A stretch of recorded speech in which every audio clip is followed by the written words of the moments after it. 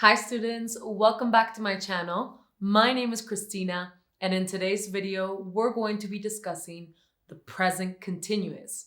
We're going to take a look at when we use it, how to conjugate it, how to use it in the negative and question form, and finally some spelling rules. Let's begin.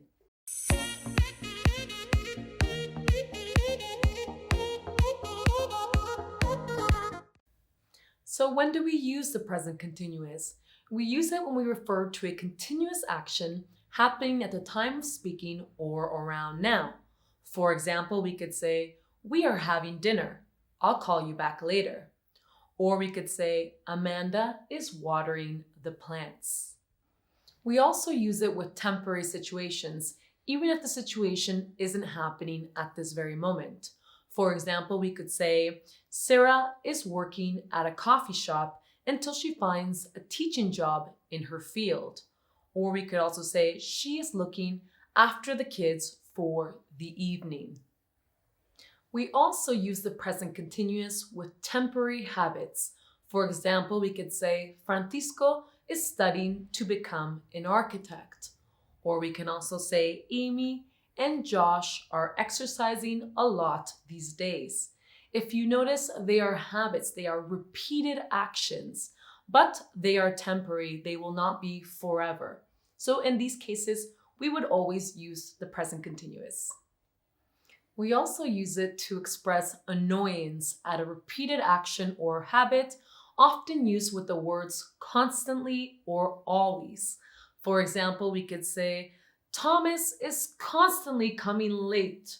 Or we can also say, "Laura is always complaining about the food. She won't try anything new." And finally, although it's the present continuous, we can also use it to refer to the future. We can use it to refer to future plans or fixed arrangements. For example, "I'm painting the kitchen tomorrow." I'm painting the kitchen tomorrow. So I'm using the present continuous, but I'm referring to a future plan, a plan that I have for tomorrow. We can also say, "He is meeting his friends after school." Now remember, we cannot use the present continuous with stative verbs. A stative verb is a special kind of verb that describes a state, which is the opposite from a dynamic verb. A dynamic verb or action verb, which describes an action. Now, if you want a complete list of stative verbs, you can always look online, but I have for you here a few different categories to try to remember which ones are stative. So stative verbs always relate to things like feelings and emotions. For example, love, hate, like, desire, wish, need. They also refer to thoughts and opinions. For example, know, think, agree, disagree, understand, believe, prefer, mean. And they refer to our senses. For example, hear, smell, see, feel, seem, appear, resemble. And finally, possession. For example, have, possess, own, belong, include. So those are just a few verbs to remember, but by memorizing those categories, it can help a little. Although I still recommend that you go online and look at a better, longer, complete list. Now, unfortunately, some verbs can also be stative and dynamic. For example, the verb to see. See as a stative verb would be, "I see what you mean now." When I say, "I see what you mean now," I'm saying is that I understand what you mean now. So this is see used as a stative verb.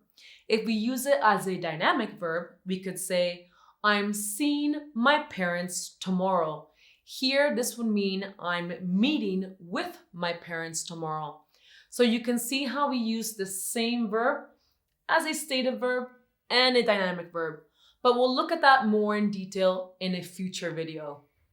So now the present continuous is formed using the present tense of the verb to be plus the ing form of a verb. For example, we could say, I am studying. You are studying. He, she, it is studying. We are studying. You are studying. They are studying. Now let's take a look at how to form the negative of the present continuous. So to form the negative, we would take the subject plus the verb to be plus not plus the verb with the ing ending. Let's take a look at an example. I am not studying. I'm not studying. You are not studying. You're not studying. You aren't studying. He or she or it is not studying. He's, she's, it's not studying. He, she, it isn't studying. We are not studying. We're not studying. We aren't studying. You are not studying. You're not studying. You aren't studying. They are not studying. They're not studying. They aren't studying. Now let's move on to questions and short answers. So to form a yes or no question, we would take the verb to be plus the subject plus the verb with the ing ending. Let's take a look at some examples. Am I reading? Yes, I am. No, I'm not. Are you reading? Yes, you are. No, you aren't. Is he, she, it reading? Yes, he, she, it is. No, he, she, it isn't. Are we reading? Yes, we are. No, we aren't. Are you reading? Yes, you are. No, you aren't. Are they reading? Yes, they are. No, they aren't. Now, to form a question using a question word, it would be the same form as before, but we would use the question word at the beginning. So we would have question word plus the verb to be plus the subject plus the verb with the ing ending. Let's take a look at an example. Where am I sleeping? Where are you sleeping? Where is he or she or it sleeping? Where are we sleeping? Where are you sleeping? Where are they sleeping? And here we could answer by saying in the bedroom or in the sofa bed, etc. Now let's take a look at some spelling rules for forming the present continuous. For most verbs, we simply add the ing ending and that's it. For example, read, reading, talk, talking, eat, eating. Now when the verb ends in one E, we erase that E and we add the ing ending. For example, make, making, leave, leaving, drive, driving. Now, however, when the verb ends in a long E sound, we just add ing. For example, see, see, seeing, be, being, agree, agreeing. Now, when we have a one-syllable verb that ends in a consonant plus vowel plus consonant, we double the last consonant and then we add the ing ending. For example, sit, sitting, run, running, swim, swimming. However, when the verb ends in W, X, or Y, we do not double that last consonant. before adding ing. So for example, throw, throwing, play, playing, mix, mixing. Now, when we have a 2 or more syllable verb ending in consonant, vowel, consonant, we would again double that last consonant, but only if the last syllable is stressed. And then we would add the ing ending. So for example, the verb commit, commit, commit. So since the stress is in that second syllable, here we would double the T. Commit, committing, commit, committing. Another example, forget, forget, forgetting. We would double the T again. And finally, upset, upset. Since the stress is in that second syllable, we would double the T again. Upset, upsetting.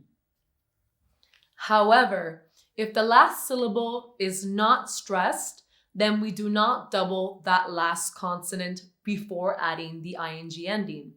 For example, the verb whisper, whisper.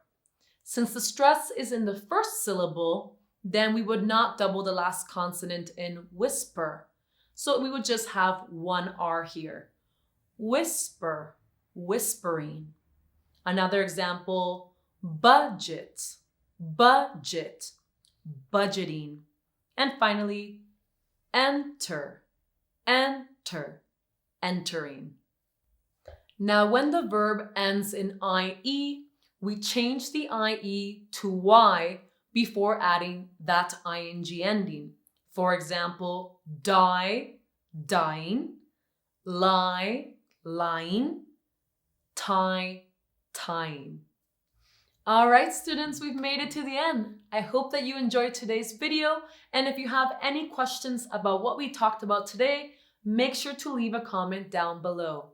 If you liked the video, don't forget to like, subscribe, and turn on notifications for future videos. I'll see you next time. Bye-bye. Mwah!